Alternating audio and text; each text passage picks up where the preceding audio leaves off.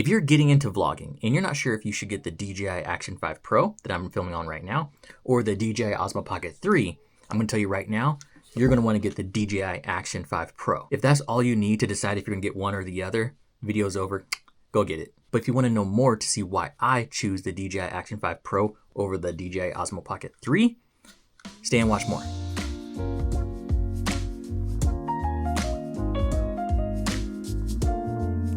So if you're somebody who's been wanting to do like car vlogs or anything like that, this is the true audio of the camera that's built in.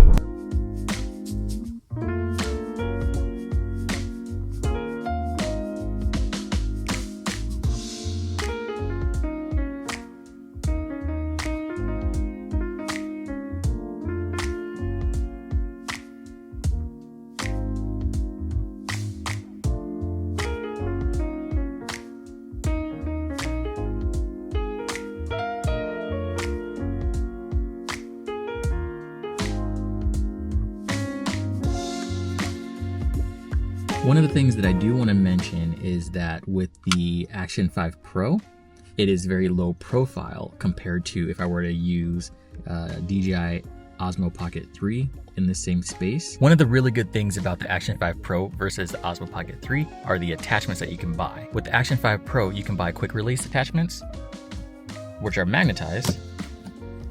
You can buy an extra one and you just pop it onto my backpack and pop it right back on.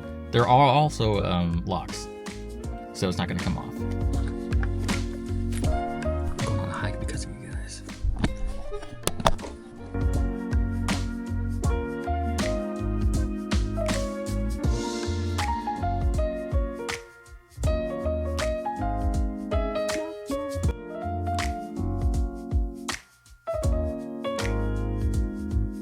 One of the actual cool things about this is that it has a front facing display. Sorry guys, I got a little shy, there are people around.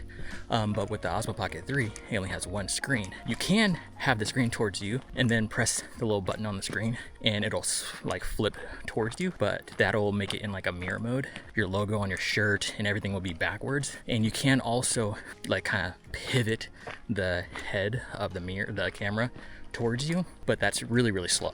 Versus I have this here right now and I can just turn it the other way.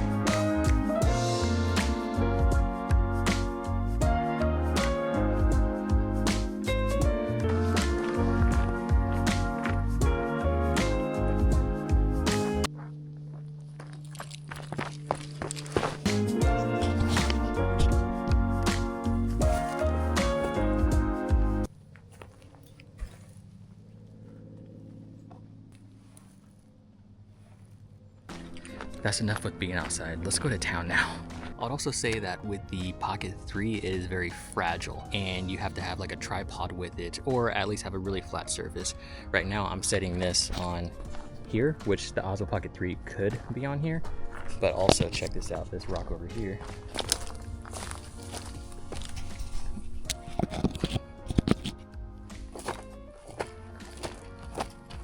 I don't know what that was. One of the things I do want to mention is to buy an ND filter. And what an ND filter is a neutral density filter. In short, when you have the perfect settings on your camera, but it's too bright out or it's too dark out, but you don't want to tweak those settings because they're perfect for you. You like those settings, it's just like the environment is not working for you. You get these things called neutral density filters, which is an ND filter, which is what I have on right now. And it can make the image the way that you want. So for example, if it's really bright out like this, and I like my settings because I don't want my shutter speed too fast, I don't want my ISO too high, so there's a noise in it, I can just put this ND filter on,